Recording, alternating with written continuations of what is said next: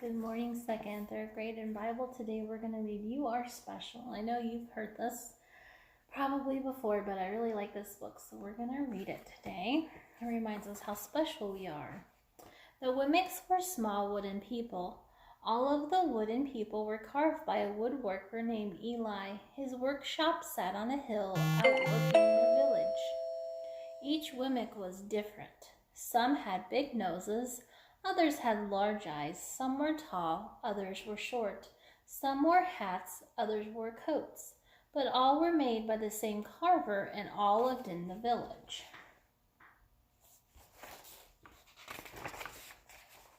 And all day, every day, the Wemmicks did the same thing. They gave each other stickers. Each Wemmick had a box of golden star stickers and a box of gray dot stickers. Up and down the street, all over the city, people spent their days sticking stars or dots on one another. The pretty ones, those with smooth wood and fine paint, always got stars. But if the wood was rough or the paint chipped, the Wemmicks gave dots.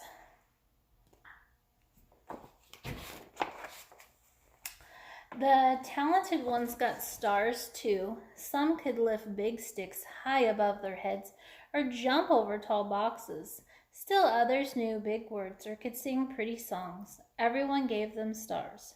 Some Wemmicks had stars all over them. Every time they got a star, it made them feel so good.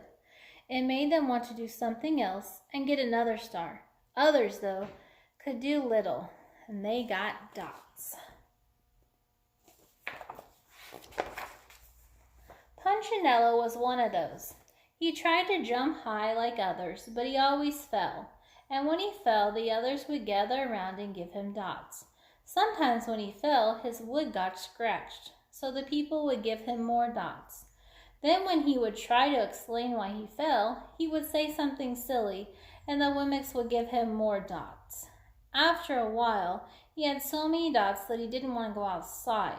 He was afraid he would do something dumb, such as forget his hat or step in the water, and then people would give him another dot. In fact, he had so many gray dots that some people would come up to him and give him one for no reason at all. He deserves lots of dots, the wooden people would agree with one another. He's not a good wooden person. After a while, Punchinello believed them. I'm not a good Wemmick, he would say. The few times he went outside, he hung around the other Wemmicks who had lots of dots. He felt better around them. One day, he met a Wemmick who was unlike any he'd ever met. She had no dots or stars. She was just wooden. Her name was Lucia. It wasn't that people didn't try to give her stickers, it's just that stickers didn't stick. Some of the Wemmicks admired Lucia for having no dots, so they would run up and give her a star, but it would fall off. Others would look down on her for having no stars, so they'd give her a dot, but it wouldn't stay either.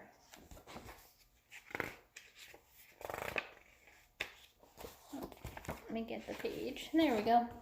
That's the way I want to be, thought Punchinello. I don't want anyone's marks. So he asked the stickerless Wemmick how she did it. It's easy, Lucia replied. Every day I go see Eli. Eli? Yes, Eli, the woodcarver. I sit in the workshop with him. Why? Why don't you go find out for yourself? Go up the hill. He's there. And with that, the Wemmick who had no stickers turned and skipped away. But will he want to see me? Punchinello cried out. Lucia didn't hear, so Punchinello went home. He sat near a window and watched the wooden people as they scurried around, giving each other stars and dots. It's not right, he muttered to himself, and he decided to go see Eli. He walked up the narrow path to the top of the hill and stepped into the big shop. His wooden eyes widened at the size of everything. The stool was as tall as he was. He had to stretch on his tiptoes to see the top of the workbench. A hammer was as long as his arm. Punchinello swallowed hard. I'm not staying here, and he turned to leave. Then he heard his name. Punchinello? The voice was deep and strong. Punchinello stopped. Punchinello, how good to see you. Come and let me have a look at you. Punchinello turned slowly and looked at the large bearded craftsman. You know my name? the woman asked. Of course I do. I made you.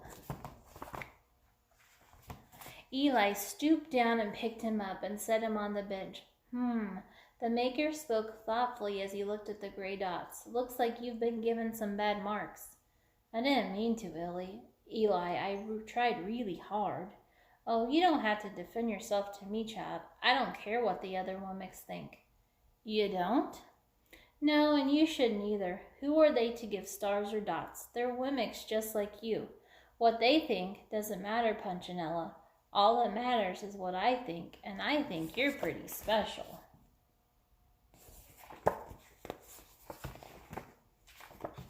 Punchinello laughed. Me special? Why, I can't run fast. I can't jump. My paint is peeling. Why do I matter to you? Eli looked at Punchinello. He put his hands on those small wooden shoulders and spoke very softly. Because you're mine. That's why you matter to me. Punchinello had never had anyone look at him like this, much less his maker. He didn't know what to say.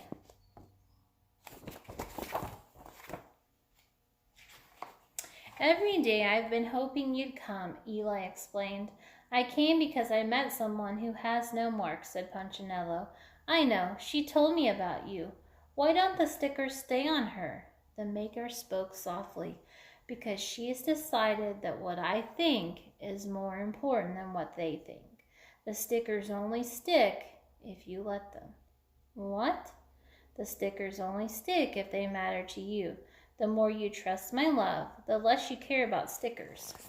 I'm not sure I understand.